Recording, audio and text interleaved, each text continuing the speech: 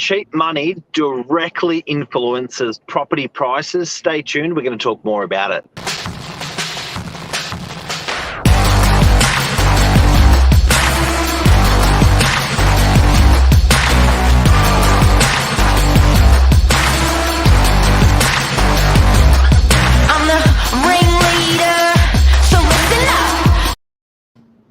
Good morning.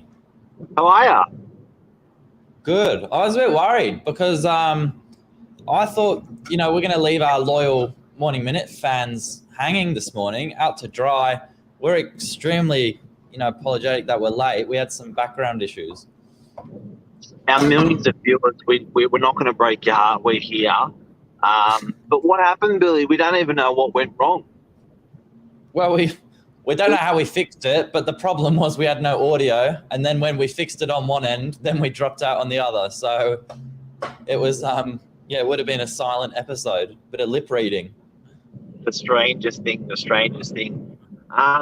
Now, I spent a bit of time this weekend, Saturday night, and even Sunday with a mortgage broker. So money was the hot topic of what we spoke about all of the time. And what do you reckon about this cheap money? Because it's definitely directly indexed. You can see as soon as the rates started moving up, that directly influenced the property prices. As soon as the rates started going down, that directly influenced the property prices. Yeah, we had a bit of a joke about Big Brother and, like pulling strings. It's a bit of a puppet show. But it's it's good to see that,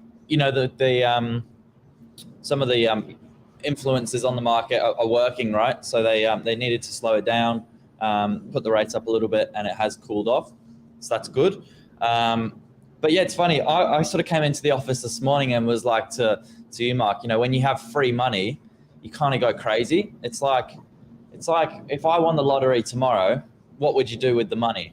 And you just think of all these weird ideas. And it's kind of the same thing with property, but it doesn't have the same effect. People get free money in their equity, but they're still so caught up in the smallest things, whether it be transactional costs or buying and selling. It's strange. Yeah, look, sentiment is really important, guys and girls. So I think it's a word that we try to understand, bond, interest rates, fixed terms interest rates, 10-year bonds, stock market, and all that stuff. But at the end of the day, it comes down to that feeling in your tummy, in your gut, and how that makes you feel. So sentiment is a big thing that really is the manipulator of the way people make decisions. And I think, and I've said it before, we use the word pivot a lot when COVID started. That was the buzzword. The buzzword at the moment now is essential. People are only making decisions and actually doing things that are essential. So they're going off of their sentiment, how they feel, and they're making quality, essential decisions on how to spend their money, even when it comes to buying and selling. Yeah, 100%. Sentiment drives FOMO, fear of missing out. Good morning, Luke. Good morning, Jeff. Confidence in the market is a big one. I don't think confidence has been knocked. It's just been, there's a different animal buying property now. Essential people buying and selling. But yeah, how free money affects the property market. Yep. So at the end of the day, I think whether it was 0, 1 or 2%, I still call that pretty free money. And it's necessary that the market, we don't get used to that. We're probably not good for it. It's like candy in a candy shop, like you were saying before. So yeah, I think now with those rates coming back, it's pretty good. It's a good idea. Get the country back on track. Yeah, that's it kind of, to summarize it into one sentence, with less free money, there is less unessential buying, right? So the people we're seeing now, doing what they need to do. Now, another topic that we wanted to share with everyone: how many people have taken a holiday this holiday? It has been absolutely crazy, And my daughter last night triggered something with me that I thought was that I just didn't think about. What was that? Credits. Credits, yeah, 100%. So people over the last 2 years have lost, have had holidays credited to them because they've whether it's a hotel's credited back because you couldn't go on the hotel because you couldn't use the hotel because it was COVID. Your air tickets were credited back. Well, they weren't. Sorry, they're not even credited back. They're it's lost me the word, but they were people basically had to use up their holidays before they lost their holidays. So I think a lot of people have done that. Not only that, have you got it with your employer, you've worked up holiday leave, but you've worked it up with airlines, you've worked it up with hotels, and it's like, man, we've got to spend it. Holidays have gone bananas. It's nuts. I honestly feel like I could name more people overseas, than I could kind of locally at the moment. It's ridiculous. And it's true. Yeah, it's definitely true. I think, people, and then another side of that is people feel like they need a holiday. They want a holiday, given that they've kind of not done that last year. So deserve a holiday. Deserve a holiday, yeah. And all that combined, people are just jet setting. Definitely Greek islands. Big time. What was the other one we've got? Falling auction rates. Clearance Yeah, rates. so that's an interesting one. Don't forget that school holidays is always shit auction rates anyway. So I know they're comparing it year on year, like for like, but it is, if you're going to be auctioning your property, you're certainly not going to be auctioning it in the last 2 or 3 weeks, or you're not putting an auction campaign in the middle of the school holidays. So I think you'll start to see those fueling back those auctions, and there'll be some better successes coming through on that. Although having said that, people are saying auctions are failing because the market's not as strong, but I think people's expectations are just different, aren't they? Yeah, Lisa's put a good question there. Is it the auctioneer or the agent regarding clearance rates? I think it's, or the vendor. Or the vendor. I think some vendor expectations are off the back of last year, so they think they're going to get last year's prices. They head into an auction with last year's prices. They don't get last year's prices. They blame the auction.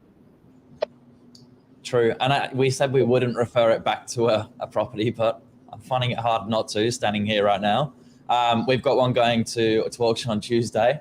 Property in Manly. We've had a really good campaign. So despite whatever news is out there, I think with a good agent, you've still got a good campaign. Lisa said great agents will guide vendors through the auction campaign. Yeah, 100%. Yeah, and look, having that campaign running, I think the motivation of the owner is just to get a result. Timing is very, very important. They couldn't do any other time. They couldn't choose to put on the market prior or after that school holiday period. But I think that's have a look on Tuesday night at 6 o'clock, guys. I think 6 or 6:30. You're going to be very impressed. It's a beautiful property. There's been really good interest in that, and super motivated owners. They're you know what? It goes back to that essential word. They just needed and wanted to sell that property now, and there's buyers that are out there. You know what, Billy? I think you and I spoke about the other day. We're talking to people. There's a fair bit of cash buyers out there at the moment. Cash buyers? You think there is? Yeah. Was that you I was talking with the other day about it? No, but I've noticed a couple of people, have come out. I don't know if it was our conversation, but I could agree with you there. Interesting. Could agree with you. And open home numbers. You had a massive open home on Saturday. Yeah. So again, good properties. We had 30 odd people through an open house in Sturdy Parade, which was really, really nice and busy. And again, good properties people are really, really after. This was a downsizer style of property. So again, that move, downsizers are like, you know what, we've doubled, tripled, 10 times the value out of our property. We don't care if we're up or down. We just want to leave, and we just want to buy. So it just shows that downsizer market's super strong.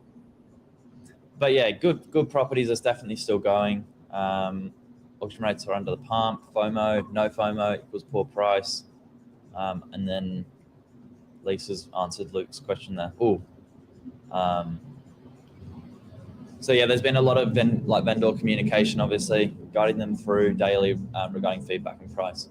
But yeah, stay tuned on Tuesday night, 6 p.m. on the socials and on site, 11/54 Addison Road, Manly. If you're local, drop through. It's going to be a good one. Yeah. How many people? How big's the local thing in Manly? It's massive, hey. You almost don't realize how big it is until you run one of those proper like campaigns, start to end. Avalon's like that as well. Like you get your people from your tribe from the area, so passionate about area, buying back only in the area. And Addison Road, Manly is the same thing. It's amazing. Freshly's got a little bit of that going on as well, freshwater. But certainly Manly, yeah, we've seen that a lot.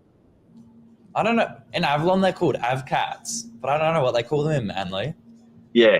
But you know what? I think Bondi's got that as well. You know, that these guys they're just so into their suburbs. They just love it. Little pockets. Well, It's a good address. You know, it's a good property. I'd certainly be buying that if I was getting used to Manly. Yeah, it's cool. It's hard to leave once you've lived there. All right, legend. Guys, have a great day. Glad we got the episode out. I was a bit worried there. Mate, I was we were persistent, but yeah, technology. There you go. Have a good week. We're doing the same thing consistently, and then it changed. So anyway, take care, man. Cheers. Bye. Bye.